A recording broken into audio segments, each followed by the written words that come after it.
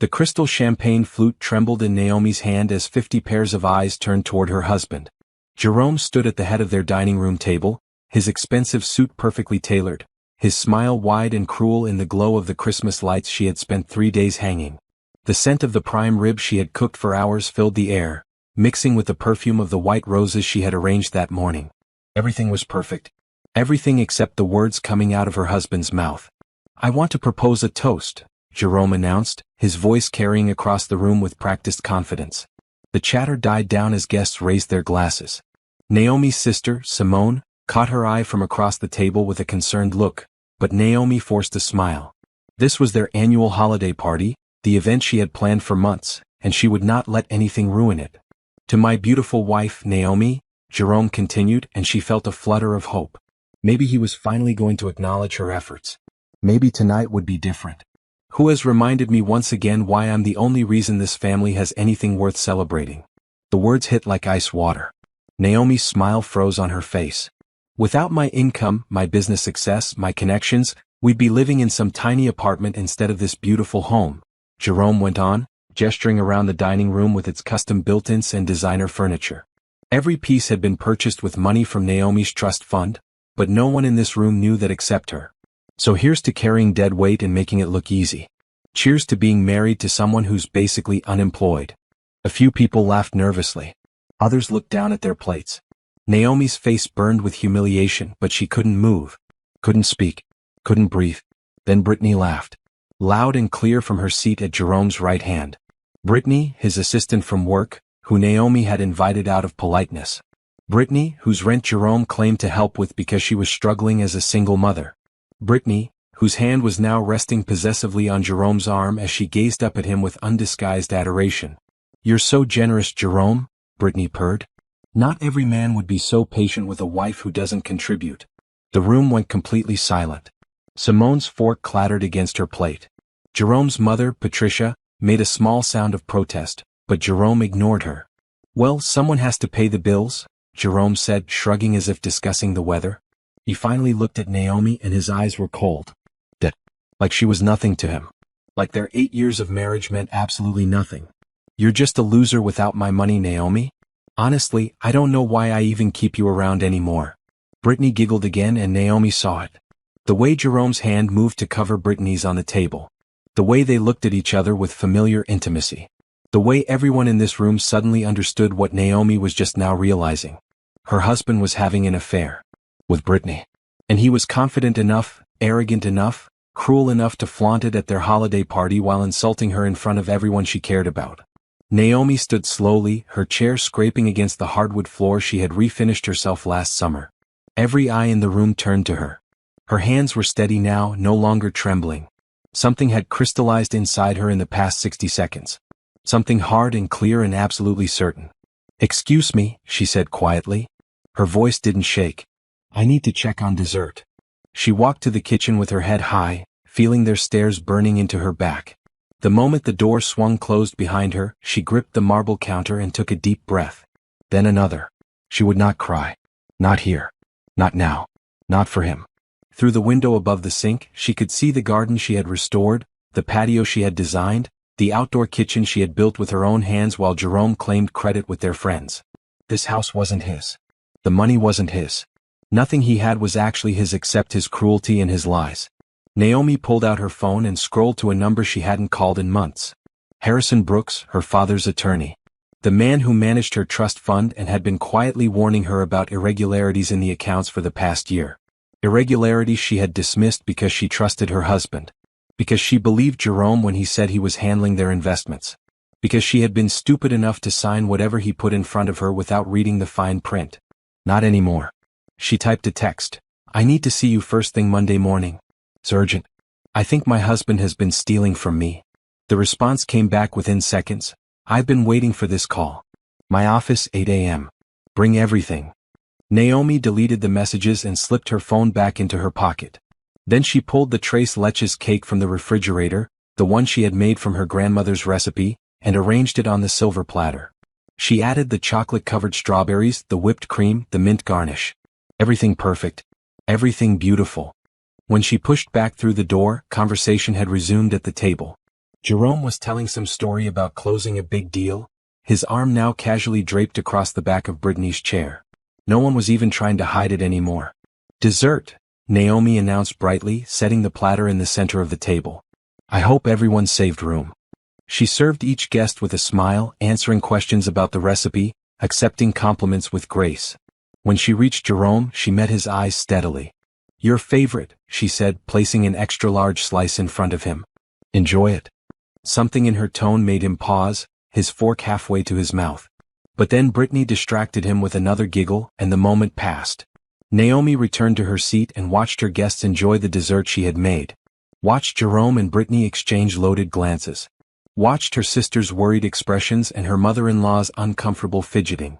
She memorized every detail of this moment, this absolute bottom, because she never wanted to forget it. This was the last time Jerome would humiliate her. The last time she would accept his cruelty. The last time she would pretend she was anything less than she actually was. The party ended around midnight. Guests thanked Naomi for a lovely evening, their voices subdued and sympathetic. Simone pulled her aside by the coat closet. "Are you okay?" her sister whispered urgently. "What Jerome said was horrible. You can't let him treat you like that." "I'm fine," Naomi assured her. "Really? We'll talk soon." After everyone left, Jerome and Brittany lingered in the living room, making no effort to hide their closeness now. Naomi ignored them as she loaded the dishwasher and wiped down counters. When she finally turned off the kitchen lights and headed upstairs, Jerome called after her. "Where do you think you're going?" "To bed," Naomi said without turning around. "Clean up your own mess for once." She heard Brittany's sharp intake of breath, Jerome's angry muttering, but she didn't stop.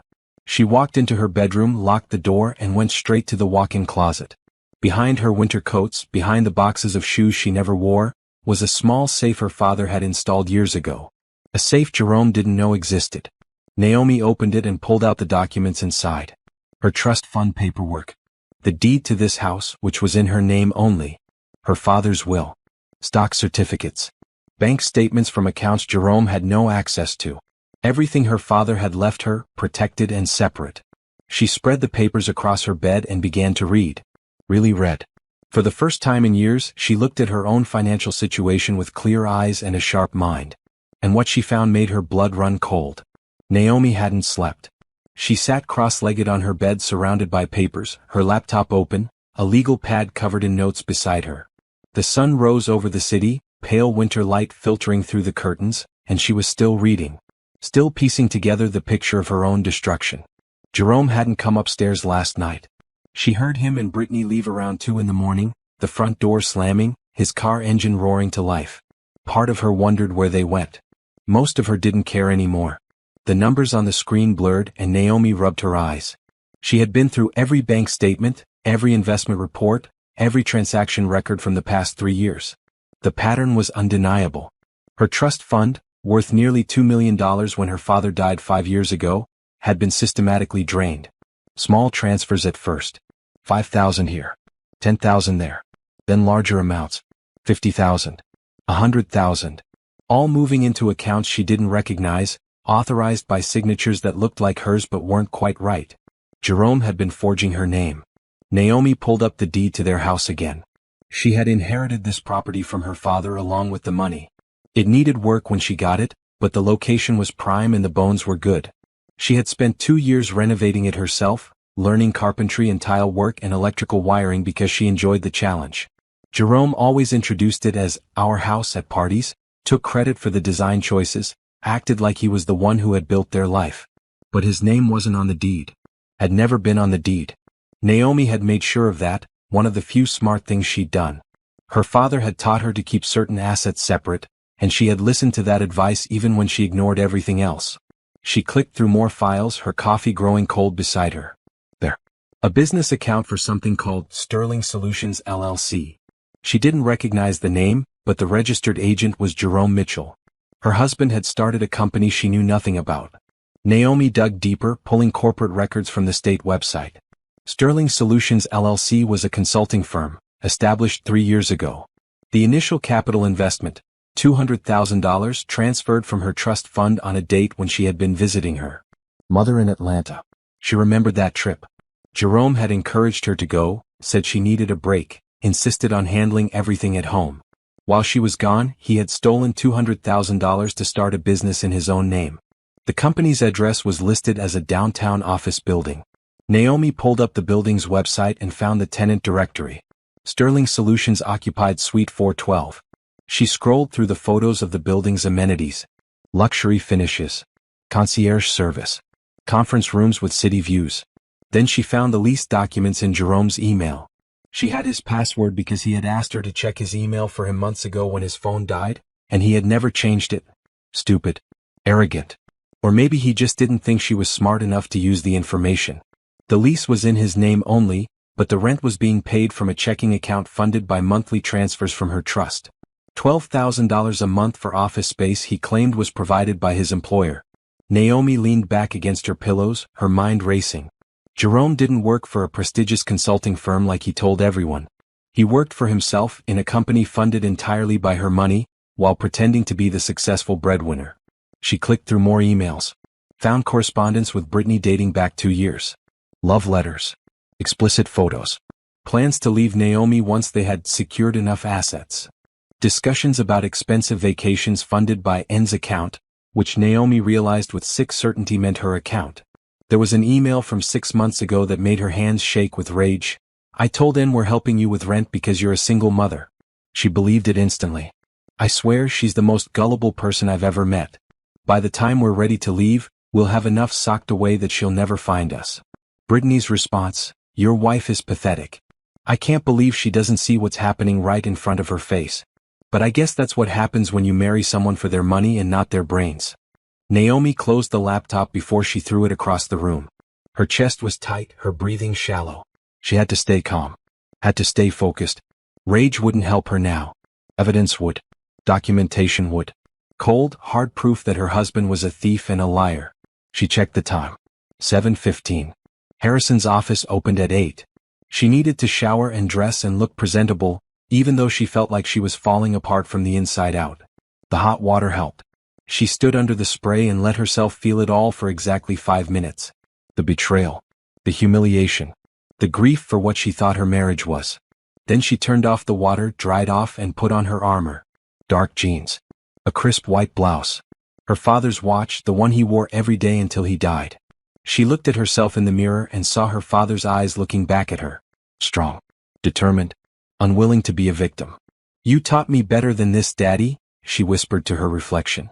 I forgot for a while. But I remember now. She gathered all the documents, loaded them into a leather portfolio, and grabbed her laptop.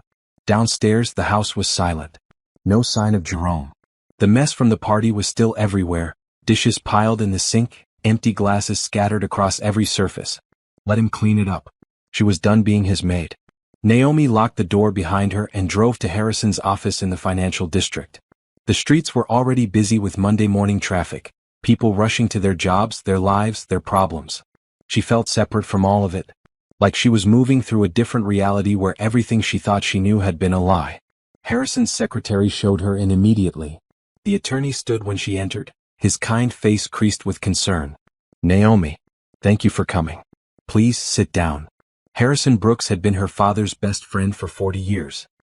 He was in his late 60s now, silver-haired and distinguished, but his eyes were sharp as ever. He gestured to the chair across from his massive desk. I brought everything, Naomi said, setting down her portfolio. All the documents from the safe. My laptop with Jerome's emails. I spent all night going through it. And what did you find? Harrison asked gently, though his expression suggested he already knew. He's been stealing from me for years, Naomi said, her voice steady. Forging my signatures. Transferring money to accounts I don't control. He started a business with my money and put it in his name only. He's been having an affair with his assistant, and they've been planning to take everything and disappear. Harrison nodded slowly. I suspected as much. I've been reviewing the trust fund quarterly reports, and the irregularities have been mounting. But I needed you to be ready to see it. To believe it. I'm sorry I didn't push harder earlier. Don't apologize, Naomi said. I wouldn't have listened. I was too busy trying to be a good wife to notice I was being robbed. Harrison leaned forward. Here's what we're going to do. First, I'm bringing in Patricia Chin, the best forensic accountant in the city. She'll trace every dollar, document every fraudulent transaction. Build a case so airtight that Jerome won't be able to lie his way out of it. Second, we're freezing your trust fund immediately. Any accounts he has access to, we're changing the passwords and authorization requirements today. Can we do that? Naomi asked. Legally? Your father set up the trust with specific protections for exactly this scenario, Harrison explained. The trust documents state that you must personally authorize any transfer over $10,000. Jerome has been violating those terms with forged signatures. That's not a civil matter, Naomi. That's criminal fraud. The word settled over her like a weight. Criminal fraud. Her husband wasn't just a cheater. He was a criminal. What about the house? She asked. The house is yours, clear and simple. Your name only on the deed. He has no claim to it whatsoever. Harrison pulled out a thick folder. I took the liberty of preparing some preliminary documents over the weekend. Divorce papers. Restraining order if needed. Asset freezes. I want you to read through everything carefully, but if you're ready to move forward, we can file today. Naomi looked at the papers. This was it. The moment where she decided to fight back or accept defeat. Where she chose to believe in herself or keep pretending Jerome was right about her being worthless without him. She thought about last night. About standing in her kitchen while he humiliated her. About Brittany's hand on his arm. About 8 years of subtle put-downs and casual cruelty disguised as jokes. About every time she had made herself smaller to make him feel bigger. I'm ready, Naomi said. Let's do it. Patricia Chin arrived at Harrison's office at 9:30 carrying a tablet and a briefcase that looked like it could survive a nuclear blast. She was a small woman in her 50s with silver-streaked black hair pulled into a severe bun and eyes that missed nothing. Ms. Mitchell, she said, shaking Naomi's hand with a grip that could crack walnuts. I've reviewed the preliminary documents Harrison sent over this morning. Your husband is either incredibly arrogant or incredibly stupid. Possibly both. Despite everything, Naomi almost smiled. I'm starting to think it's both. Good, Patricia said, settling into a chair and opening her tablet. That will make our job easier. Smart criminals cover their tracks. Arrogant ones leave evidence everywhere because they don't believe they'll ever get caught. For the next 3 hours, Naomi walked Patricia through everything she had found. Every forged signature, every suspicious transfer, every email that revealed the affair and the financial planning behind it. Patricia took notes, asked sharp questions, and occasionally made small sounds of disgust. This Sterling Solutions LLC, Patricia said, pulling up corporate records. Did you know the company claims revenue of over $1 million annually? Naomi's head snapped up. What? According to tax filings, Sterling Solutions has been quite successful. Patricia scrolled through documents. They've contracted with several major corporations for consulting services. Your husband has been billing them for expertise in business development and strategic planning. But he's not an expert in those things, Naomi said. He has an MBA, but he never actually worked in consulting before. He was in sales at a tech company when we met. Patricia's eyes gleamed. Exactly. So either he's developed remarkable skills in 3 years, or he's been misrepresenting his qualifications to clients. Which would be fraud on top of fraud. Naomi felt dizzy. The scope of Jerome's deception kept growing. It wasn't just stealing from her. It was building an entire fake life on that stolen foundation. There's more, Patricia continued. The company's primary address is the luxury office suite downtown, but there's a second address listed for tax purposes. A condo in the Pearl District. She turned her tablet to show Naomi the address. Owned by an LLC that Jerome controls. Purchased 2 years ago for $600,000. $600,000, Naomi repeated. From my trust fund? Almost certainly. I'll need to trace the exact path of the money, but yes. Your husband bought himself and his mistress a love nest with your inheritance. The anger was cold now, settling into Naomi's bones like ice. She had spent 2 years renovating their family home while Jerome used her money to buy a secret apartment for his affair. She had cooked him dinner every night, done his laundry, supported his supposed career while he stole from her and laughed about it with Brittany. How much has he taken? Naomi asked quietly. Total? Patricia pulled up a spreadsheet.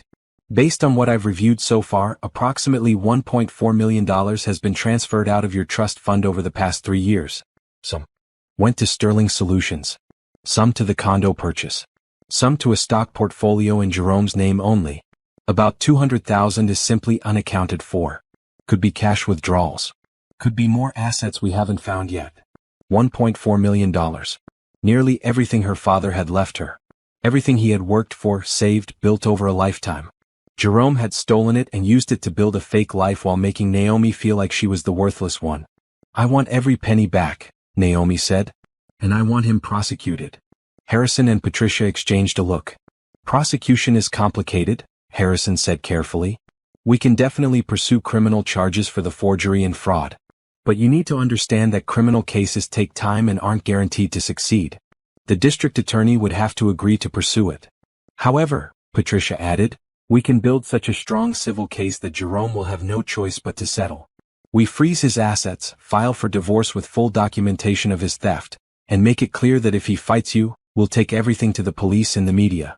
Most men in his position choose to negotiate rather than face criminal charges and public humiliation." Naomi thought about it. She wanted justice, but more than that, she wanted her life back. Wanted her money back. Wanted to be free of Jerome and move forward. "Let's do both," she decided. "Build the civil case to get my assets back. But also document everything for potential criminal prosecution. I want that option available." "Smart," Patricia said approvingly. "Keep all leverage on your side." They spent the rest of the afternoon going through financial records.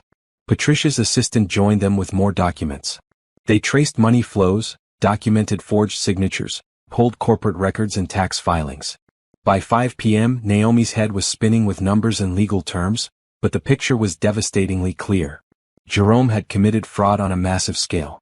He had stolen from her, lied to clients, misrepresented his business credentials, and planned to disappear with everything he could grab, all while making her feel like she was nothing without him. "I need you to do something difficult," Harrison said as they packed up for the evening. "You need to go home and act normal.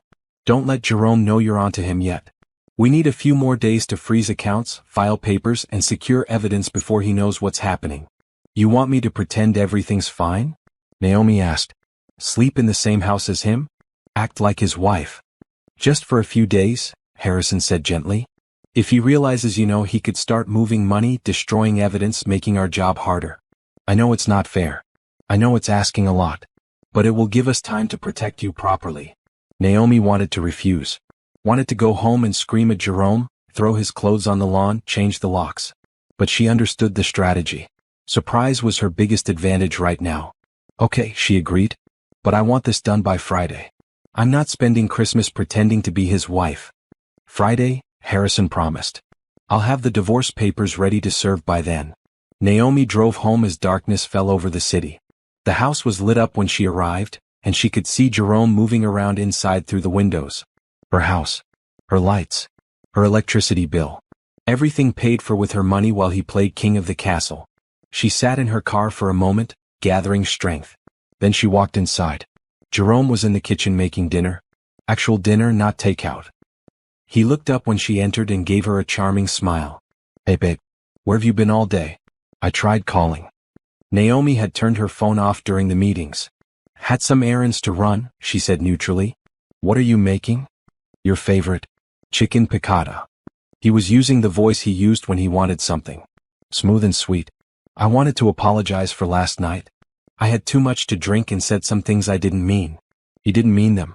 He just hadn't meant to say them out loud yet. "It's fine," Naomi said, even though it wasn't. Even though she would never forgive him. "I'm going to change. I'll be down in a few minutes." She went upstairs and locked herself in the bathroom. Looked at herself in the mirror. She could do this. Could pretend for a few more days. Could be the wife he thought he had while she prepared to destroy him. Her phone buzzed with a text from Simone. "Are you okay? Want me to come over?" Naomi typed back, "I'm fine. Everything is going to be fine. Trust me." Another text, this time from Harrison. "Patricia found 2 more accounts. Total theft now estimated at $1.6 million. Meeting tomorrow at 10 a.m. to review. You're stronger than you know." Naomi deleted the messages and went back downstairs. Jerome had set the table with candles and wine. He was trying to romance her. Trying to smooth over his cruelty from last night. Probably Brittany was busy or had refused to see him, and he needed his backup plan to stay compliant. "This looks nice," Naomi said, sitting down. "I've been thinking," Jerome said, pouring wine. "Maybe we should take a vacation after the holidays. Just the 2 of us. Reconnect." He wanted to get her out of town. Wanted her distracted and pliable while he finalized whatever plans he and Brittany had made. "Maybe," Naomi said. We can talk about it after Christmas. They ate dinner. Naomi asked about his day, laughed at his jokes, acted like the devoted wife who didn't know her husband was a lying, cheating thief. And the whole time she was counting down the hours until Friday. Until she could stop pretending and start fighting back. Friday morning arrived cold and bright. Naomi woke at 5 a.m. unable to sleep. Today was the day. In a few hours, Jerome's world would collapse just like hers had on Christmas Eve. She dressed carefully in a navy suit her father had bought her years ago. Professional. Powerful. She pulled her hair back in a sleek bun and put on the pearl earrings he had given her for her college graduation. Battle armor, disguised as business casual. Jerome was still asleep when she went downstairs. She made coffee and reviewed the documents Harrison had messengered over last night. The divorce petition was 47 pages long, listing every fraudulent transaction, every forged signature, every stolen dollar. Attached were police reports she had filed yesterday documenting the theft, corporate records showing Jerome's lies, and email printouts proving the affair and conspiracy. It was beautiful, devastating, irrefutable. At 7:30, Jerome came downstairs in his expensive bathrobe, the one Naomi had bought him for his birthday with money from her trust fund. He kissed the top of her head automatically, then poured himself coffee. What are you all dressed up for? He asked. Meeting with some old friends, Naomi said. Might be out most of the day. On a Friday? Jerome frowned. I thought we could go look at new cars. I saw this Mercedes I want to test drive. With what money? Naomi wanted to ask. But she just smiled. Maybe tomorrow. Her phone buzzed. Harrison, process server is en route to Sterling Solutions. He'll be there at 9 a.m. Are you ready? Naomi typed back, ready? She gathered her purse and the portfolio containing copies of all the evidence. I should get going. Wait, Jerome said, and something in his voice made her turn. He was looking at her strangely, like he was seeing her for the first time in years. You look different. Did you do something to your hair? No, Naomi said. Same as always. But that was a lie. Everything about her was different now. He just hadn't noticed because he never really looked at her. She drove downtown to Jerome's office building, parking across the street with a clear view of the entrance. At 8:55, a nondescript man in a courier uniform entered the building. The process server. Harrison had hired the best in the business, someone who would be professional and discreet but absolutely thorough. Naomi waited. Her hands were steady on the steering wheel. Her breathing was calm. She felt no anxiety, no fear. Only cold determination. At 9:15, Jerome emerged from the building. Even from across the street, Naomi could see the fury on his face. He was on his phone, gesturing wildly with one hand while clutching a manila envelope in the other. The divorce papers. He had been served. He looked around as if searching for someone, then climbed into his BMW and peeled out of the parking lot. Naomi followed at a safe distance. She knew where he was going. Home to confront her. But she wasn't going home. She drove to a coffee shop 2 blocks from Harrison's office and settled in to wait. Her phone started ringing. Jerome's name flashing on the screen. She let it go to voicemail. It rang again. And again. 15 times in 20 minutes. The voicemails were predictable. First angry, what the hell is this? Call me right now. Then confused, Naomi, there's been some kind of mistake. We need to talk. Then desperate, please just call me back. We can fix this. There was nothing to fix. Not anymore. At 10 o'clock, Naomi walked into Harrison's office building. The elevator carried her to the 14th floor, where a receptionist showed her into a large conference room. Harrison was there, along with Patricia and another woman Naomi hadn't met. Naomi, this is Jennifer Torres, Harrison said. She'll be your divorce attorney. Best family law specialist in the state. Jennifer was in her 40s with kind eyes and a firm handshake. I've reviewed your case. I want you to know that what your husband did is not just betrayal, it's criminal. We're going to get you everything you're entitled to plus restitution for his theft. They spent the next hour going over strategy. Jerome would be angry, then he would try to negotiate. He would claim the money was marital property, that they built their life together, that Naomi was overreacting. He would lie. He would manipulate. He would use every trick he had always used on her. But this time she was ready. At 11:30, Harrison's phone rang. His secretary announced that Jerome Mitchell was in the lobby, demanding to see Naomi. Send him up, Harrison said calmly. He looked at Naomi. Are you ready for this? Yes, Naomi said. I want to see his face when he realizes he's lost. Jerome burst into the conference room moments later, his face red with rage. He spotted Naomi and started toward her, but Harrison stepped between them. Mr. Mitchell. I'm Harrison Brooks, Ms. Mitchell's attorney. Please have a seat. I don't want to sit down, Jerome snarled. I want to talk to my wife. Naomi, what is this insanity? You're accusing me of fraud? Of stealing from you? That money is ours. Everything we have is ours. Actually, Jennifer said coolly, nothing you have is yours. The house is in Naomi's name only. The trust fund is hers alone. The only thing that's yours is the debt you've accumulated and the criminal charges you're facing. Jerome's eyes went wide. He looked at Naomi like she was a stranger. You're really doing this? After everything I've done for you? I built our life. I gave you everything.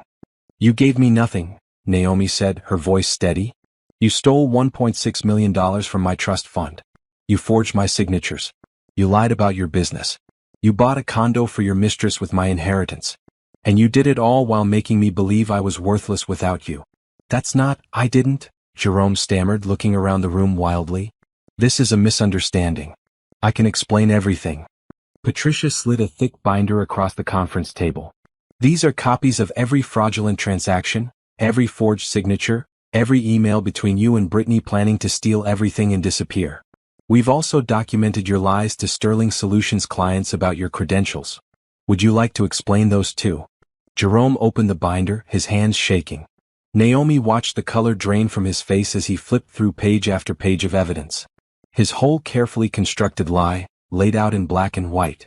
Brittany, he whispered. She's the one who, she made me. Don't, Naomi said sharply. Don't you dare blame this on her. You're a grown man. You made these choices. You stole from me.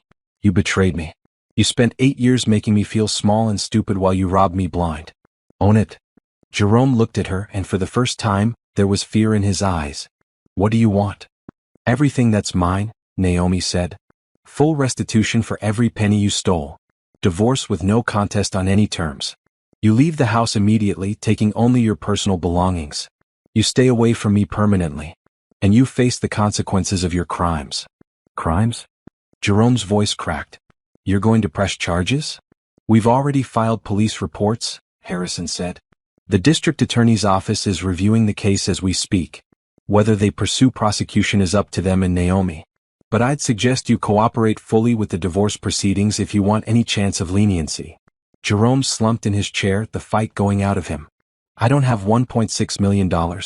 Even if I liquidated everything, it's not enough. Then you'll be in debt for a very long time, Jennifer said without sympathy.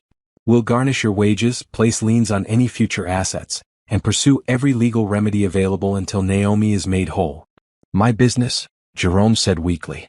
Sterling Solutions. It's worth something. You can't just take it. Your business was built with stolen funds, Patricia said. It's a criminal enterprise. We can absolutely take it. In fact, we already have. As of this morning, all Sterling Solutions accounts are frozen pending investigation. Jerome put his head in his hands. Naomi watched without pity. This was what he deserved. This was justice. You need to leave the house today, Harrison continued. We've changed the locks and the security code. Your personal items will be packed and delivered to whatever address you provide. If you attempt to enter the property, you'll be arrested for trespassing. Where am I supposed to go? Jerome asked. That's not Naomi's problem, Jennifer said.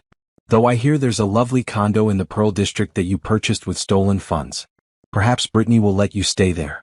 Oh wait, we're seizing that too. Jerome looked at Naomi one last time. I can't believe you're doing this to me. After everything. You did this to yourself, Naomi said. I just stopped letting you do it to me. He left without another word, Harrison's security escort following him out. The moment the door closed, Naomi felt something release in her chest. Like she could breathe fully for the first time in years. How do you feel? Jennifer asked gently. Free, Naomi said. I feel free. The news spread fast. By Monday morning, everyone in Jerome's professional circle knew about the divorce and the fraud accusations. Naomi knew because her phone wouldn't stop ringing with calls from people who had attended the Christmas party, offering awkward apologies and equally awkward support. She ignored most of them. The only calls she answered were from Simone, Harrison, and her mother, who had flown in from Atlanta the moment she heard. I never liked that man, her mother said over coffee in Naomi's kitchen. Your father didn't either. He made Harrison set up that trust with extra protections because he worried something like this might happen. Naomi stirred her coffee, thinking about her father. He had died 5 years ago, just 2 years after she married Jerome. Heart attack, sudden and brutal. Sometimes she wondered if the stress of watching her marry the wrong man had contributed to it. Daddy always saw people clearly, Naomi said. I should have listened to him. You were in love, her mother said gently. Or you thought you were. Jerome was very good at pretending to be something he wasn't. Patricia called that afternoon with an update. Sterling Solutions' corporate accounts have been fully audited. Jerome owes his clients nearly $300,000 in overcharges for services he didn't actually provide. 2 of them are threatening to sue. His business license is under review. What about Brittany? Naomi asked. Is she facing any consequences? Brittany got smart, Patricia said. She hired a lawyer and is cooperating with our investigation in exchange for immunity. She's claiming Jerome manipulated her, that she didn't know the money was stolen. Which is obviously false based on the emails we have, but she's trying to save herself. Naomi felt a flash of anger, then let it go. Brittany wasn't worth her energy. Let her run. I want Jerome held accountable, not her. Jerome's attorney called this morning wanting to negotiate, Patricia continued. He's proposing a settlement. Full return of all stolen funds within 60 days, Jerome gives up any claim to marital property, and you agree not to pursue criminal charges. 60 days? Naomi said. How is he going to come up with $1.6 million in 60 days? He's going to liquidate everything. Sell Sterling Solutions. Sell the condo. Sell his car, his watch collection, his golf club membership. He's even borrowing money from his mother. Naomi felt a twinge of sympathy for Jerome's mother, who had always been kind to her. But it passed quickly. Patricia wasn't responsible for her son's crimes. Is 60 days realistic? Naomi asked. With the assets he has and his mother's help, yes. He'll be broke afterward, but he can pay you back. Naomi thought about it. She could push for criminal charges, watch Jerome go to prison for fraud. Part of her wanted that. Wanted him to suffer the way she had suffered. But another part of her just wanted to be done with him. Wanted to close this chapter and move forward with her life. I'll agree to the settlement, Naomi said. But I want it in writing that if he misses any payment, criminal charges are back on the table. And I want him to admit in the divorce proceedings exactly what he did. No vague language about irreconcilable differences. The court record needs to show he's a thief. I'll make sure Jennifer includes those terms, Patricia promised. The next few weeks were a blur of meetings and paperwork. Jerome liquidated his assets with desperate speed. Sterling Solutions was sold to a competitor for less than it was worth because Jerome needed cash immediately.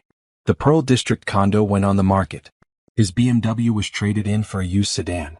Naomi watched it all from a distance, keeping herself busy with other things. She had started working again, taking on small design consulting projects that her sister's friends recommended. It felt good to use her mind to create something, to remember that she had value beyond being Jerome's wife. She also started therapy. Dr. Amanda Walsh was a specialist in emotional abuse and financial trauma. She helped Naomi understand that what Jerome had done wasn't just theft or infidelity. It was a systematic campaign to control her by destroying her self-worth.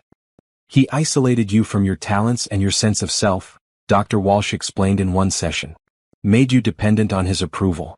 When you're constantly told you're worthless, you start to believe it. And when you believe it, you don't question what's happening to you. Naomi nodded, recognizing the pattern. How Jerome would compliment her cooking but criticize her appearance. Praise her housekeeping but mock her intelligence. Create a dynamic where she was always trying to prove herself worthy of his love while he took everything she had. How do I make sure I never let that happen again? Naomi asked. You trust yourself, Dr. Walsh said. You listen to your instincts. You remember that anyone who makes you feel small is showing you who they are, not who you are. 6 weeks after the divorce was filed, Jerome made his first payment. $500,000 wired to Naomi's account. Patricia confirmed the transfer and the source, everything legitimate. He had actually done it. The second payment came 2 weeks later. Another $500,000. He was on schedule. Naomi used some of the money to make long overdue repairs to the house. Fixed the roof that had been leaking. Replaced the old furnace. Refinished the hardwood floors. Every improvement felt like reclaiming territory, making the house truly hers. She also started planning her next move. The design consulting was satisfying, but it was small scale. She wanted to build something bigger. Something that mattered. One afternoon, she was working in her home office when Simone stopped by with lunch. "You look different," her sister said, studying her face. "Happier. Lighter." "I feel lighter," Naomi admitted. "Like I've been carrying Jerome's weight around for years and I finally put it down." "What are you going to do now?" Simone asked. "Are you going to keep consulting?" Naomi pulled up a business plan she had been working on. "I want to start a company. Something that helps women redesign their spaces after major life transitions. Divorce, widowhood, kids leaving home. We focus on creating environments that support healing and new beginnings." Simone's eyes lit up. "That's perfect for you. You've always had a gift for making spaces feel safe and beautiful." "I'm calling it Renewal Designs," Naomi said. "I've already talked to a few potential clients. Women I met through the divorce support group. They're excited about the concept." "When are you launching?" "As soon as Jerome makes his final payment. I want to be completely free of him financially before I invest in a new business." The final payment arrived exactly 60 days after the settlement was signed. $600,000, the last of what Jerome owed her. Patricia verified everything, ran the final calculations. Naomi had her money back. Every penny plus interest. "It's done," Patricia said over the phone. "You're officially divorced and financially whole. How does it feel?" Naomi looked around her office, at the business plan on her screen, at the vision board she had created for Renewal Designs. She thought about Jerome, probably living in some cheap apartment, working a regular job for the first time in years, facing the consequences of his choices. She felt nothing for him. No anger, no satisfaction, no lingering connection. He was just a man who had made terrible choices. And she was a woman who had survived them. "It feels like a beginning," Naomi said. Renewal Designs officially opened its doors 3 months after Naomi's divorce was finalized. She rented a small office in a converted warehouse building, nothing fancy but professional and inviting. The space had exposed brick walls and large windows that flooded the room with natural light. Her first official client was Dorothy Richardson, a 72-year-old widow Naomi had met at the divorce support group. Dorothy had lost her husband of 50 years and was drowning in a house full of memories she couldn't process. "I keep thinking I should move," Dorothy said during their initial consultation, sitting in Naomi's office with a cup of tea. "But Walter and I built that house together. I don't know who I am without him. I don't know what space is mine alone." Naomi understood that feeling completely. "What if we transformed the house instead of leaving it?" she suggested. "We keep the memories that serve you and create new spaces that reflect who you are now." They spent weeks working together. Naomi helped Dorothy sort through 50 years of accumulated belongings, deciding what honored Walter's memory and what was just weight. They converted his study into an art studio where Dorothy could paint, something she had always wanted to do but never had time for. They repainted the bedroom in colors Dorothy loved instead of the neutral tones Walter preferred. They created a meditation corner by the window where Dorothy could sit with her morning coffee and watch the birds. "I didn't realize how much of myself I had given up," Dorothy said one afternoon as they arranged her new art supplies. "Not because Walter demanded it, but because I thought that's what marriage meant. Becoming half of something instead of being whole together." "I know exactly what you mean," Naomi said. Dorothy became more than a client. She became a friend and mentor. She introduced Naomi to other women in transition, women who needed Renewal Design services. By the end of the first month, Naomi had 5 clients. By the end of the second month, she had 12. The work was emotionally demanding but incredibly rewarding. Each space she transformed represented someone reclaiming their life. A divorced mother creating a home office to launch her freelance career. A woman who had left an abusive relationship designing a bedroom where she finally felt safe. An empty nester converting her children's old rooms into a yoga studio and library. Naomi documented each transformation with before and after photos. She wrote about the emotional journey alongside the physical changes. When Dorothy suggested she start a blog to share these stories, Naomi hesitated. "I don't know if people want to read about this," she said. "People need to read about this," Dorothy corrected. "Every woman who's ever felt lost in her own life needs to know that transformation is possible." The blog launched in month 3. Rebuilding Beautiful, Design as Healing became an unexpected hit. Women shared Naomi's posts on social media. Design magazines reached out for interviews. Within 6 months, Renewal Designs had a waiting list. Naomi hired her first employee, a recent design school graduate named Sophie who understood the mission deeply because she was rebuilding her own life after addiction. Then she brought on a part-time therapist to work with clients who needed emotional support alongside the design process. The business grew organically, fueled by word of mouth and genuine results. Naomi developed a signature approach, blending interior design principles with trauma-informed care. She taught workshops on creating space for your future self and designing your way through grief. One evening, she was working late in her office when her phone rang. Unknown number, but something made her answer. "Is this Naomi Mitchell?" a woman's voice asked. "It's Naomi Chambers now," Naomi said. She had reclaimed her maiden name in the divorce. "Who's calling?" "My name is Dr. Elena Rodriguez. I run a nonprofit that supports women leaving domestic violence situations. I read your blog and I wondered if you'd be interested in partnering with us. We have a house where women stay temporarily while they transition to independence. The space is functional but institutional. I think your approach could help them heal." Naomi felt something shift in her chest. This was bigger than individual clients. This was a chance to serve women at their most vulnerable moment. "I'd love to," she said. "When can we meet?" They met the next day at the shelter, a converted house in a quiet neighborhood. Dr. Rodriguez walked Naomi through the space, explaining how it worked. Women came here escaping dangerous situations, often with children, usually with nothing but the clothes they wore. They stayed for up to 3 months while they found jobs, secured housing, and built new lives. "Right now it feels like a shelter," Dr. Rodriguez said. "Temporary. Sterile. I want it to feel like a home. A place where they can remember what safety feels like." Naomi walked through the rooms, seeing possibilities everywhere. "What's your budget?" "Modest," Dr. Rodriguez admitted. "We survive on grants and donations. But I can probably find $10,000 for this project." $10,000 wouldn't go far for a full renovation, but Naomi's mind was already working. She could stretch that budget. Use donated materials. Recruit volunteers. Make it work. "I'll do it," she said. "And I'll donate my time. Just cover materials and I'll handle the rest." The project consumed her for the next 2 months. She rallied her network, reaching out to suppliers who donated paint and furniture. Sophie coordinated volunteers from design schools who wanted experience. Dorothy organized her women's club to sew curtains and make quilts.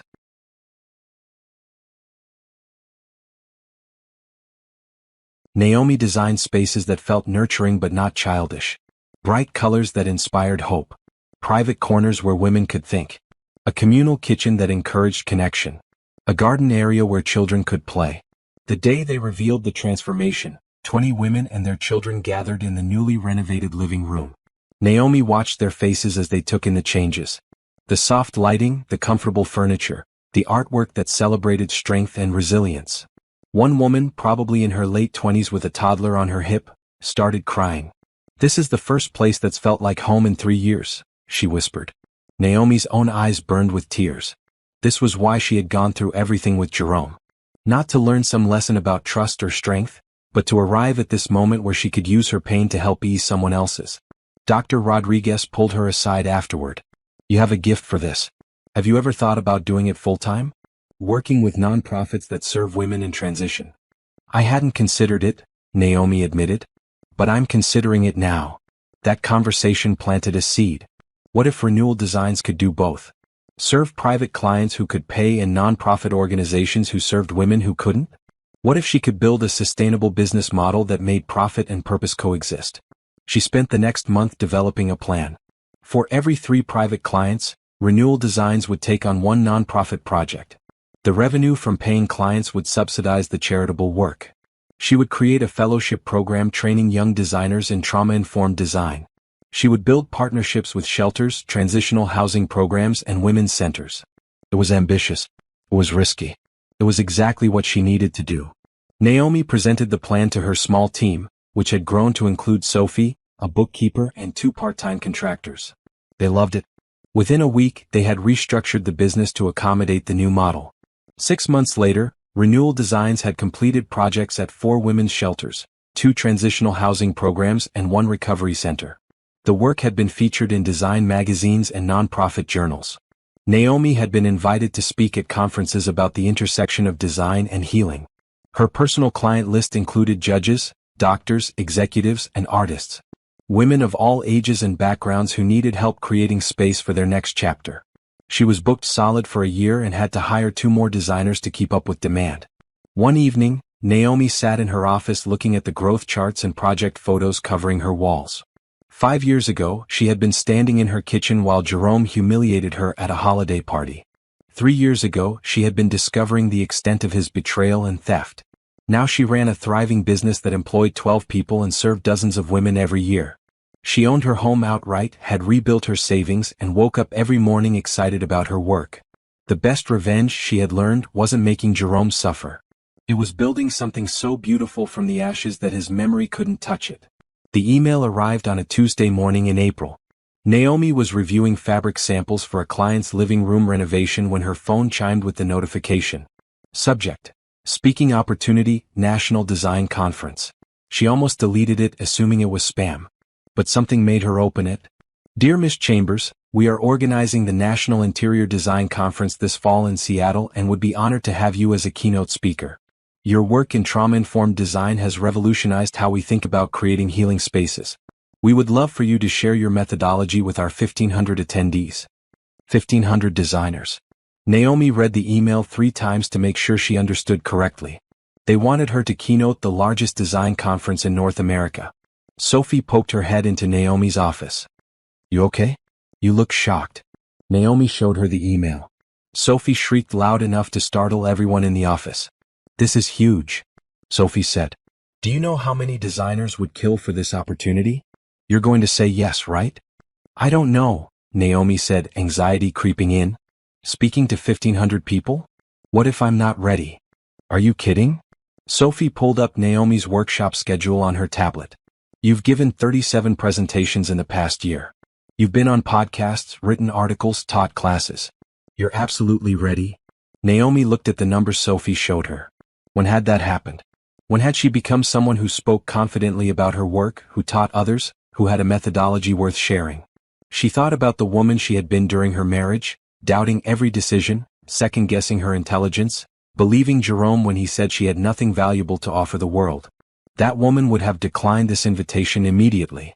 But that woman didn't exist anymore. Okay, Naomi said. I'll do it. The next 6 months were a whirlwind. Naomi developed her keynote presentation, refining her message about how physical spaces could support emotional healing.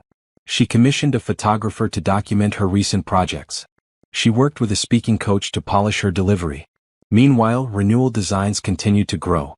They completed their 10th nonprofit project, a complete renovation of a youth shelter for girls aging out of foster care. The transformation was featured on the cover of Design for Good magazine. A venture capital firm reached out, interested in investing in Renewal Designs to scale the model nationally. Naomi was hesitant at first, wary of outside investors after her experience with Jerome. But when she met with the partners, she found they genuinely understood her mission. We invest in businesses that do well by doing good, explained the lead partner, a woman named Angela Chen. Your model of sustainable social impact is exactly what we're looking for. We're not trying to change your mission. We want to help you expand it. Naomi spent weeks reviewing the investment terms with Harrison, who had remained her trusted advisor. When she was satisfied that she would maintain control of the company's direction and values, she accepted the investment. The capital infusion allowed Renewal Designs to open offices in 3 new cities: Portland, Denver, and Austin. Each office followed the same model: private clients funding nonprofit work, local designers trained in trauma-informed practices, partnerships with women's organizations. By the time the design conference arrived in November, Renewal Designs had completed over 50 projects and helped more than 200 women redesign their spaces and their lives. Naomi stood backstage at the Seattle Convention Center, her heart pounding. Through the curtain, she could see the massive auditorium filling with designers from across the country. 1,500 seats, just like the email promised. 5 minutes, Miss Chambers, the stage manager said. Naomi closed her eyes and took a deep breath. She thought about Dorothy painting in her new art studio. About the young mother crying in the shelter, grateful for a space that felt like home. About every woman who had trusted her to help create something beautiful from their pain. This wasn't about her anymore. It was about them. About sharing a message that could help countless more women transform their lives through the power of intentional space. The stage manager cued her. Naomi walked onto the stage to warm applause. The lights were bright, but she could still make out faces in the front rows. She saw Sophie, who had flown in to support her. She saw Dr. Rodriguez from the first shelter project. She saw her mother, sister, and several clients who had become friends. "Good morning," Naomi said, her voice clear and strong through the microphone. "My name is Naomi Chambers, and 5 years ago, I was standing in my kitchen while my husband told 50 people that I was worthless without his money." The room went completely silent. Naomi smiled. "He was wrong. And I'd like to tell you how I proved it." For the next hour, Naomi shared her story. Not just the betrayal and the divorce, but the transformation that followed. How discovering her husband's theft had forced her to rediscover her own value. How designing spaces for other women helped her design a new life for herself. How the worst thing that ever happened to her became the catalyst for the best thing she ever created. She showed slides of her projects. Before and after photos that told stories of resilience and rebirth. She explained her methodology, breaking down how to create spaces that support healing rather than just looking beautiful. She talked about the business model that made social impact sustainable. When she finished, the audience rose in a standing ovation that lasted 3 minutes. Naomi stood on that stage, soaking it in, hardly able to believe this was her life now. The rest of the conference was a blur of conversations and connections. Designers wanted to learn her methods. Nonprofits wanted to partner with her. Universities wanted her to teach. By the time she flew home, she had enough opportunities to keep Renewal Designs busy for the next 5 years. But the most meaningful moment came that evening at the speaker dinner. A young woman approached Naomi hesitantly. "Miss Chambers? I just wanted to thank you. Your keynote. I've been in an abusive marriage for 3 years. I keep thinking I can't leave because I don't have anywhere to go. But listening to you talk about rebuilding your life, I realized I don't need to have everything figured out before I leave. I just need to take the first step." Naomi took the woman's hands. "You're right. You don't need to have it all figured out. You just need to decide you deserve better. Everything else follows from that decision." The woman nodded, tears in her eyes. "Thank you. For sharing your story. For showing what's possible." After she walked away, Naomi sat quietly for a moment. This was why she had been willing to stand on that stage and share her most painful memories. Because somewhere in that audience was a woman who needed to hear that survival was possible. That transformation was real. That the life she wanted was waiting on the other side of the fear. Her phone buzzed with a text from Harrison. "Saw the video of your keynote. Your father would be so proud." "I know I am." Naomi smiled, blinking back tears. She wished her father could see this. Could see what she had built from the wreckage of her marriage. Could see that his daughter had been strong all along, just temporarily convinced otherwise. But maybe, somehow he already knew. The real estate development conference wasn't Naomi's usual scene. She attended design conferences, nonprofit summits, women's business forums. But when Dr. Rodriguez invited her to speak on a panel about creating housing for vulnerable populations, Naomi couldn't refuse. The panel went well. Naomi talked about the psychological impact of physical space on women in crisis. An architect discussed accessible design for disabled residents. And then there was Trevor Hayes. Trevor was a real estate developer who specialized in adaptive reuse projects, converting old buildings into affordable housing. He was tall, probably in his early 40s, with silver threading through his dark hair and laugh lines around his eyes. When he spoke about architecture serving community needs rather than just generating profit, Naomi found herself leaning forward to listen. After the panel, attendees swarmed them with questions. Naomi was discussing a shelter project when she overheard Trevor talking to a nonprofit director about a building he had purchased. "It's an old hotel in the Pearl District," Trevor was saying. 6 stories, 48 units. "I'm converting it to transitional housing for women with children. But I'm struggling with the interior design. I want it to feel hopeful, not institutional." Naomi's ears perked up. Before she could think about it, she stepped into their conversation. "Sorry to interrupt," she said. "But that's exactly what my company does. Designing transitional spaces that support healing." Trevor turned to her, and his smile was genuine. "You're Naomi Chambers, right? From the panel? I loved what you said about trauma-informed design. Do you have a card?" They exchanged contact information, and Naomi expected that to be the end of it. Networking happened at conferences all the time, and most connections faded once people returned to their regular lives. But Trevor called her 3 days later. "I've been looking at your website and portfolio," he said. "Your work is exactly what this project needs. Would you be willing to meet and discuss a potential partnership?" They met at the building site the following week. The old hotel was beautiful in a faded way, with Art Deco details and good bones underneath years of neglect. Trevor walked Naomi through his vision.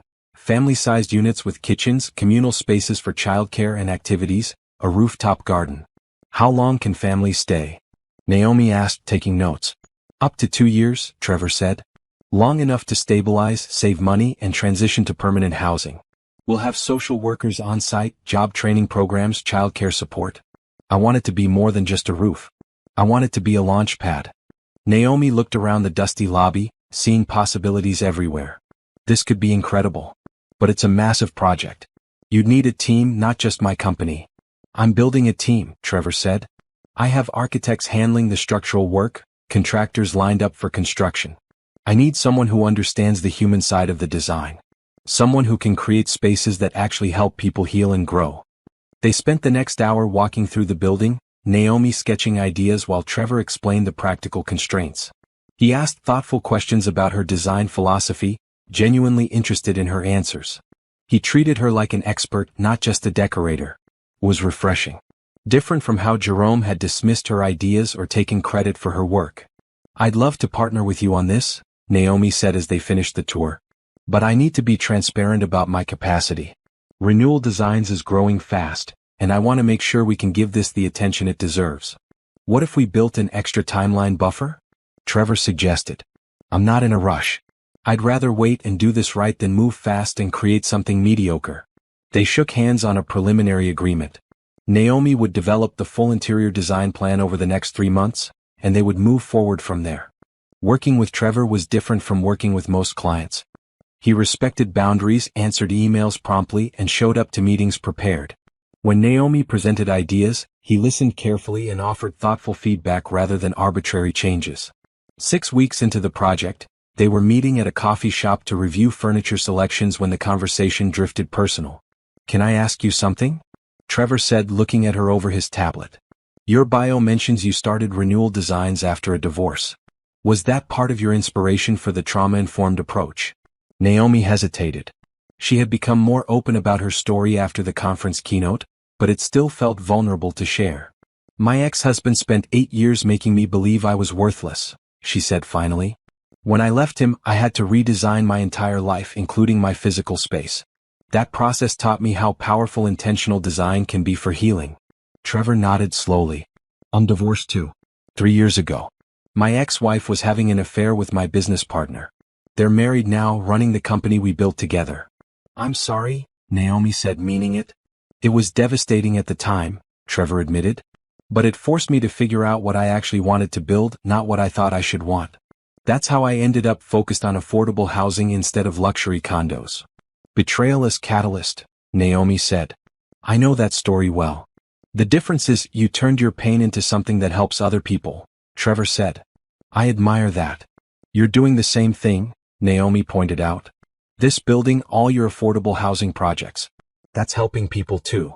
They smiled at each other and Naomi felt something shift. Not attraction exactly, though Trevor was certainly attractive. More like recognition.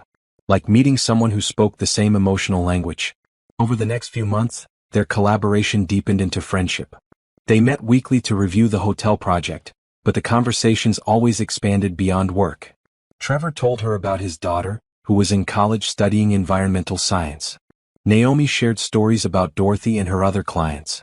Trevor never pushed for more than friendship. Never made inappropriate comments or created uncomfortable situations.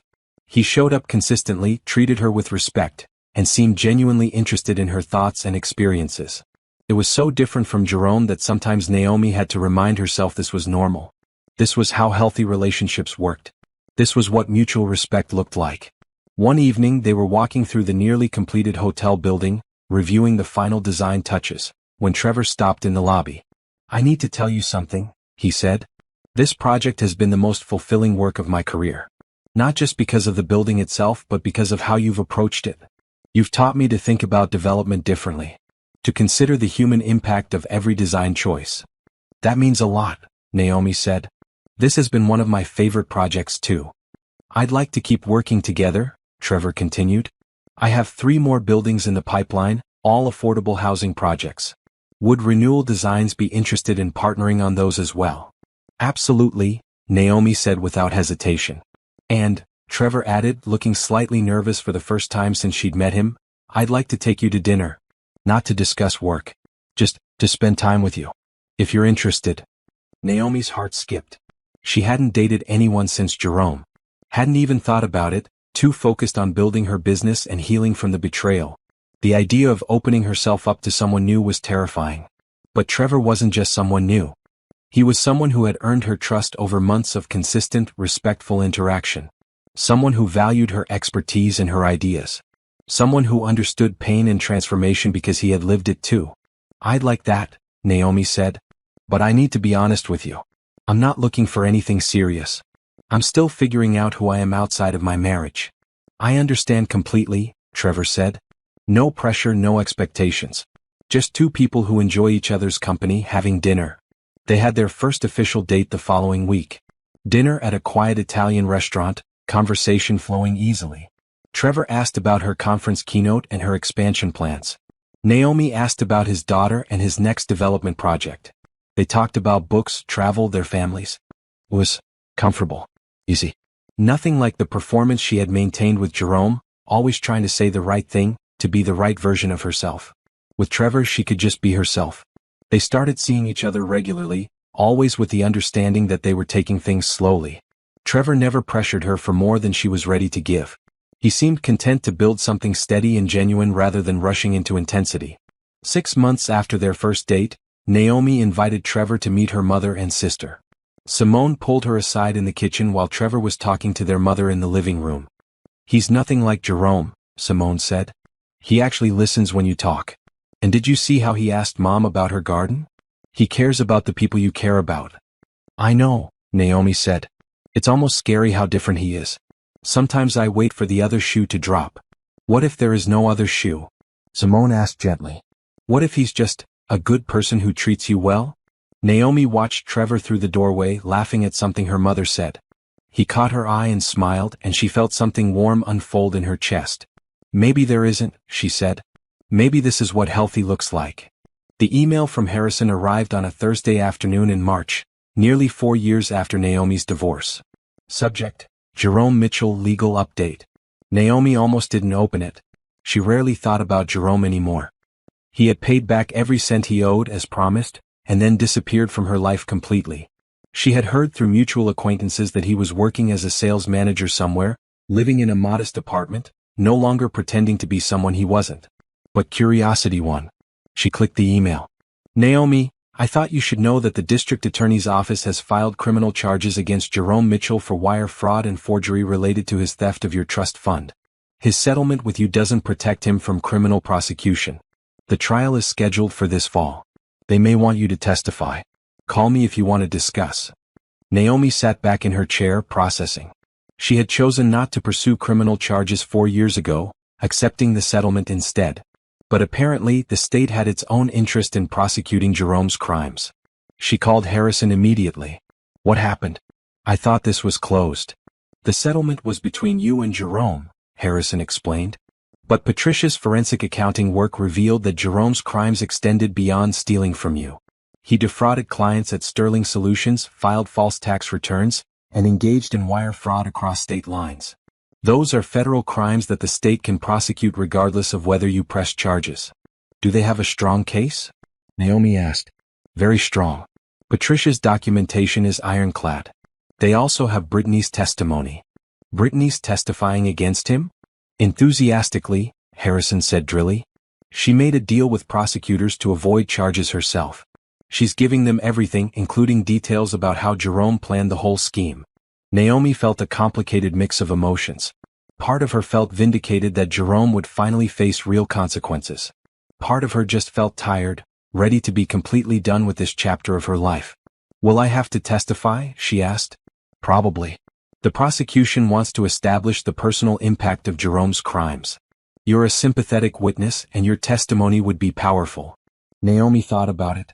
Testifying meant reliving the worst period of her life in front of strangers. Meant seeing Jerome again, answering questions about their marriage, exposing herself publicly. But it also meant that other women might be protected from him in the future. Meant that the full truth would be on the record. Okay, she said. I'll do it. The trial was scheduled for October. Naomi spent the summer preparing with the prosecutor, a sharp woman named Rachel Kim who specialized in white-collar crimes. "Your ex-husband's attorney will try to paint this as a marital dispute," Rachel warned during one of their preparation sessions. "They'll claim you knew about the financial arrangements, that you benefited from them, that you're only upset now because the marriage ended." "But I didn't know," Naomi said. "I have proof that he forged my signatures." "I know, and we have that proof. But defense attorneys create doubt however they can. You need to be prepared for them to attack your character, your intelligence, your version of events." Naomi nodded. She had been through worse than a defense attorney's questions. She could handle this. The trial began on a clear October morning. Naomi sat in the courtroom gallery watching potential jurors file in. Jerome was at the defense table with his lawyer, looking older and smaller than she remembered. He glanced at her once, then looked away quickly. The trial lasted 2 weeks. Naomi sat through expert testimony from Patricia about the forensic accounting. Listened to Brittany describe the affair and the financial scheme with clinical detachment. Heard from Jerome's former clients about the services he promised but never delivered. On the 8th day, Naomi took the stand. The prosecutor walked her through the basics first. How long they were married, when she inherited the trust fund, how the finances were supposed to work. Then the difficult questions. "Did you authorize your husband to transfer funds from your trust to his business account?" "No," Naomi said clearly. "I didn't even know he had a business account." "Did you sign these authorization forms?"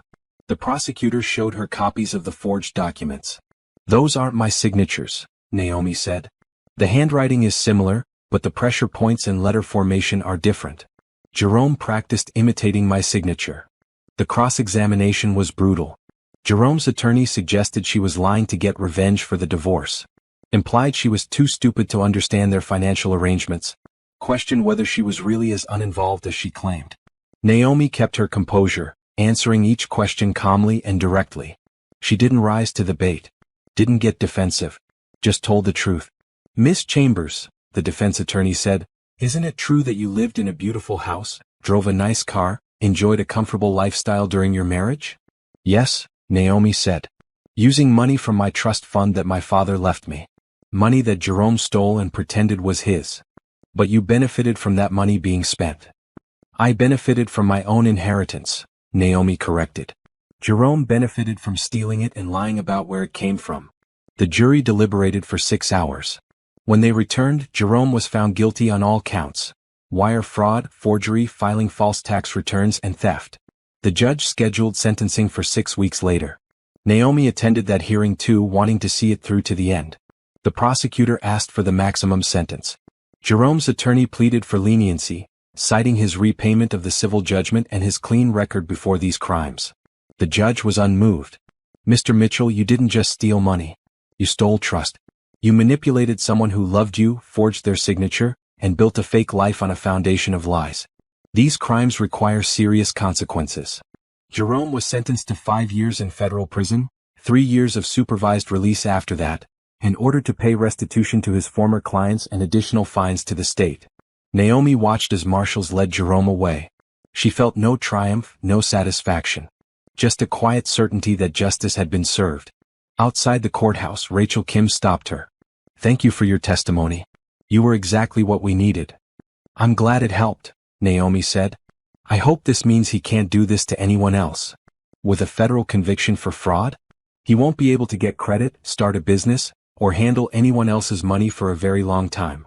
Rachel smiled. "You built a good life after he tried to destroy you. That's the best outcome possible." Naomi drove home thinking about that. Jerome would spend the next 5 years in prison while she continued building renewal designs, helping women transform their lives, creating something meaningful from her pain. That evening, Trevor came over with dinner. He had attended the sentencing hearing, sitting quietly in the back to support her. "How are you feeling?" he asked as they sat on her patio with wine and pasta. "Relieved," Naomi said. "Like I can finally close that door completely." "You've handled all of this with incredible grace," Trevor said. "I don't know if I could have stayed as composed during that trial." "I had good practice," Naomi said. "I stopped letting Jerome control my emotions years ago. Why would I give him that power now?" Trevor raised his glass. "To closure. And to building something better." "To building something better," Naomi echoed, clinking her glass against his. The next day, Naomi went to visit Dorothy, who was now 80 and still painting in her art studio every morning. "I heard about the trial," Dorothy said, pouring tea. "Are you all right?" "I'm more than all right," Naomi said. "I'm free. Really truly free. Jerome can't touch me anymore, not emotionally, not financially, not legally. That chapter is completely closed." Dorothy smiled. "And what's the next chapter?" Naomi pulled out her tablet and showed Dorothy the plans for a new project. A foundation she was establishing to provide design services to women's organizations nationally. Funded by a combination of Renewal Design's profits and philanthropic donations, it would allow her to expand her impact beyond what the business alone could achieve. "I'm calling it the Chambers Foundation," Naomi said. "In honor of my father and the legacy he left me. The legacy Jerome tried to steal but couldn't actually touch." "Your father would be so proud," Dorothy said, her eyes misting. "Not just of what you've built, but of who you've become." Naomi looked around Dorothy's transformed home, at the art covering the walls, the life her friend had created after loss. She thought about all the other women she had helped find their way back to themselves. About the business she had built and the foundation she was creating. Jerome had called her worthless. Had tried to break her spirit and steal her future. But he had failed completely, and now he would spend years paying for those crimes. While Naomi would spend those same years helping women discover that they were never worthless to begin with. That they had always been enough. That transformation was always possible. That was real justice. Not Jerome's punishment, but her triumph. 2 years later, Naomi stood on the roof of the converted hotel in the Pearl District, looking out over the city. Behind her, the rooftop garden was in full bloom, vegetables growing in raised beds, children's laughter floating up from the playground area. 48 families called this building home now, and the success rate was remarkable. 85% of residents transitioned to permanent housing within 18 months. "Are you ready?" Trevor asked, coming up beside her.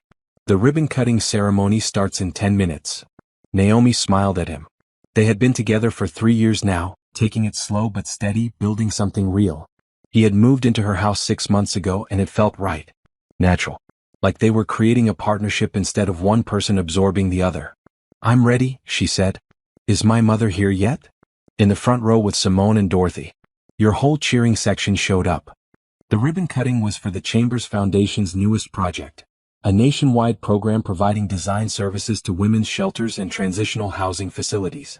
Thanks to strategic partnerships and a successful fundraising campaign, they would serve 20 cities over the next 3 years. Naomi had spent the morning giving tours of the building to donors and press, explaining the trauma-informed design principles that made these spaces different from traditional transitional housing. Everything from the color palette to the furniture arrangement was intentional, created to support healing and growth. "You've transformed this field," a journalist had said during the tour. 5 years ago, nobody was talking about trauma-informed design in housing. Now it's becoming the standard. 5 years. Naomi could hardly believe it had been that long since the Christmas party where Jerome had publicly humiliated her. That night felt like a different lifetime now, something that had happened to a different person. The ceremony began. Dr. Rodriguez gave a speech about the partnership between her organization and the Chambers Foundation. Trevor talked about the importance of developers prioritizing community impact over profit. Then it was Naomi's turn. She looked out at the crowd of 200 people gathered in the building's courtyard. Donors, residents, staff, community members, journalists. At the front, her mother wiped away proud tears while Simone gave her an encouraging thumbs up. Dorothy sat beside them, beaming. "When I started Renewal Designs," Naomi began, "I thought I was creating a business. I didn't realize I was starting a movement. I didn't understand that my personal transformation would inspire others to transform their own lives." She talked about the journey from that painful Christmas Eve to this moment. Not dwelling on the betrayal but celebrating what came after. The women she had helped. The spaces she had transformed. The proof that healing was possible. "My ex-husband once told me I was worthless without his money," Naomi said. "He was wrong on every level. I was never worthless. The money was never his. And the life I've built since then proves that our value doesn't come from what others think of us. It comes from what we create, how we serve, who we choose to become." The crowd erupted in applause. Naomi cut the ribbon, officially opening the foundation's new headquarters in a wing of Trevor's building. Inside, her team had offices, meeting spaces, and a design library that would serve as a resource for organizations across the country. After the ceremony, Naomi stood in the foundation's main office, looking at the plaque on the wall. The Chambers Foundation, creating space for transformation. Trevor wrapped his arms around her from behind, resting his chin on her shoulder. Your father would be so proud. I think he'd be surprised, Naomi said. I don't think he knew what I was capable of. I didn't know what I was capable of. But you found out, Trevor said. That's what matters. Simone burst into the office, dragging their mother and Dorothy with her. Family photo time. We need to document this moment. They gathered in front of the plaque, arms around each other, smiling for Simone's camera. Naomi looked at the faces of the people who had supported her through everything. Her mother, who had flown out whenever Naomi needed her. Simone, who had never once said, I told you so, about Jerome. Dorothy, who had been her first client and became her mentor. And Trevor, who had shown her what a healthy partnership could be. Who supported her ambitions instead of competing with them. Who built his success alongside hers instead of on top of it. That evening, after the crowds dispersed and the building settled into quiet, Naomi and Trevor walked through the residential floors. Some units were lit up, families inside making dinner, helping with homework, living their lives. Other units were dark, residents working late shifts or out at support groups. We're at capacity, Trevor said. And we have a waiting list of 300 families. I'm thinking about acquiring another building. Let's do it, Naomi said. The foundation can handle the design work. We've got the model down now. They stopped at a window overlooking the city. Lights twinkled across the skyline, other buildings where other lives were unfolding. Somewhere out there, Jerome was probably finishing his prison sentence, trying to rebuild some version of a normal life. Naomi hoped he had learned something from the experience, though she didn't really care either way anymore. It was a closed chapter. A lesson learned. A stepping stone to something better. I have something to tell you, Trevor said, turning to face her. I've been offered a position on the City Planning Commission. It would mean less time on individual projects, but more influence on housing policy citywide. That's incredible, Naomi said. Are you going to take it?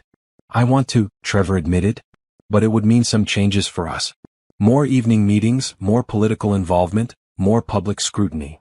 I can handle scrutiny, Naomi said. I've been through worse. And I think you should absolutely do it. You could make a real difference in how this city approaches affordable housing. Trevor smiled, relieved. I was hoping you'd say that. Because I also need to tell you something else. He pulled a small box from his pocket and opened it to reveal a simple platinum band with a single diamond. I know we said we were taking things slow. And I'm not asking you to rush into anything. But I love you, Naomi. I love the life we're building together. And I want to make it official when you're ready.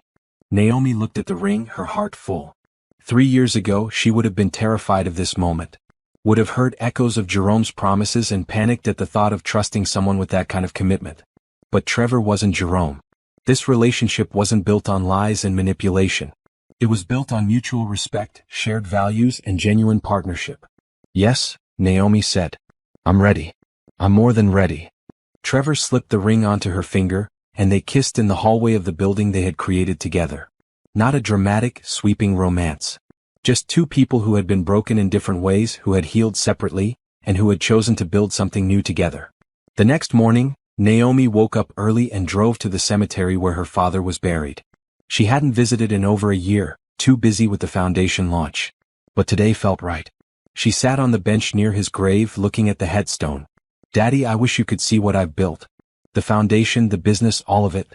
You probably laugh that it took a disaster to get me here. You always said I was capable of more than I believed. The morning was quiet, birds singing in the trees, early sunlight filtering through the leaves. I met someone, Naomi continued. Trevor. He's good to me in ways I didn't know were possible. We're getting married eventually. No rush this time. We're building it right. She twisted the engagement ring on her finger, feeling its unfamiliar weight. Jerome's out of prison now, I think. I don't really keep track. He doesn't matter anymore. He was just a storm I had to weather to find my way home to myself. Naomi stood, placing her hand on the cool stone. Thank you for the trust fund. Thank you for the protections you built into it. Thank you for believing I was worth investing in, even when I didn't believe it myself. I'm finally living up to your investment. She drove to the office, where her team was already gathering for their Monday morning meeting. 12 designers now, plus support staff, interns, and contractors. They reviewed ongoing projects, discussed new partnerships, celebrated wins from the previous week. Sophie, who had been Naomi's first hire, presented a proposal for a project in Chicago. Another designer showed renderings for a shelter renovation in Austin. An intern shared research on color psychology and trauma recovery. Naomi watched her team work, feeling proud of what they had built together. This was so much bigger than her now. It was a movement, a methodology, a new way of thinking about how space could support healing. After the meeting, Naomi worked on her book manuscript. She had a contract with a major publisher for a book about trauma-informed design. It would combine practical advice with personal stories, showing both the technical and emotional aspects of creating healing spaces. The working title was Rebuilding Beautiful, a guide to designing your way through life's hardest moments. Her editor loved it. The advance was substantial.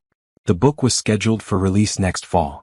That afternoon, Naomi received an email from a university in Boston. They wanted to create a certificate program in trauma-informed design and wondered if she would consider being a guest professor for a semester. She forwarded it to Trevor with the subject line, "Should I do this?" His reply came immediately, "Should you share your expertise with the next generation of designers and help establish trauma-informed design as a standard practice?" "Yes, obviously you should do this." Naomi laughed and started drafting her acceptance email. Her phone rang. Unknown number, but she answered it anyway. "Is this Naomi Chambers?" "Yes, speaking." "Miss Chambers, my name is Angela Martinez. I'm a producer for a documentary series about women who rebuilt their lives after betrayal. I saw your keynote speech from the design conference, and I think your story would resonate with our audience. Would you be interested in being interviewed?" Naomi thought about it. Another opportunity to share her story, to inspire other women, to show that transformation was possible. "Yes," she said. "I'd be interested. Let's talk." That evening, she and Trevor cooked dinner together in her kitchen. Their kitchen now, really. He had brought his cooking skills and adventurous palate. She provided the space and the wine collection. Together they created meals that were better than either could make alone. "How was your day?" Trevor asked, chopping vegetables for a stir-fry. "I got a book deal, accepted a guest professor position, and agreed to be in a documentary," Naomi said. "Pretty normal Monday." Trevor laughed. "Your normal is most people's extraordinary." "Your normal is pretty extraordinary too," Naomi pointed out. "City Planning Commission member and affordable housing developer? That's not exactly average." "We're doing okay," Trevor agreed, kissing her temple. "Better than okay." After dinner, they sat on the back patio with wine, watching the sun set over the city. Naomi thought about all the evenings she had spent in this same spot during her marriage, feeling hollow and unseen. And now she sat here engaged to someone who actually saw her, building a life that excited her, doing work that mattered. "What are you thinking about?" Trevor asked. "How far I've come," Naomi said. 5 years ago, I was standing in that kitchen listening to my husband humiliate me in front of 50 people. I felt like my life was over. Like I had wasted 8 years and had nothing to show for it. And now?" Trevor prompted. "Now I have everything I thought I wanted back then, but better. Real instead of fake. Built on truth instead of lies. I have a business that matters, work that fulfills me, people who genuinely care about me. I have you." Trevor took her hand, lacing their fingers together. "The best revenge really is living well." "It's not even about revenge anymore," Naomi said. "It's about having a life so full of purpose and joy that there's no room for anger about the past. Jerome tried to make me small, and instead I became bigger than he could ever imagine." Her phone chimed with a notification. An email from one of the women who had stayed in the Pearl District building. She had just signed a lease on her first apartment, a 2-bedroom place where she and her daughter would live independently. She wanted to thank Naomi for creating a space where she felt safe enough to heal and strong enough to leave. Naomi showed Trevor the email, her eyes misting. "This is why you do it," he said. "This is what matters." "This is what matters," Naomi agreed. They sat in comfortable silence as darkness fell and stars began to appear. Somewhere in the city, in buildings Naomi had designed and spaces she had transformed, women were rebuilding their lives. Making dinner in their own kitchens, tucking their children into bed, planning for futures they never thought possible. And Naomi was building her own future too. A future she had designed from scratch on her own terms, using her own strength. A future that honored her father's legacy and her own resilience. Jerome had called her worthless. He had tried to break her spirit and steal her dreams. But he had failed spectacularly. Because Naomi Chambers wasn't worthless. She never had been. She was priceless. And now everyone could see it.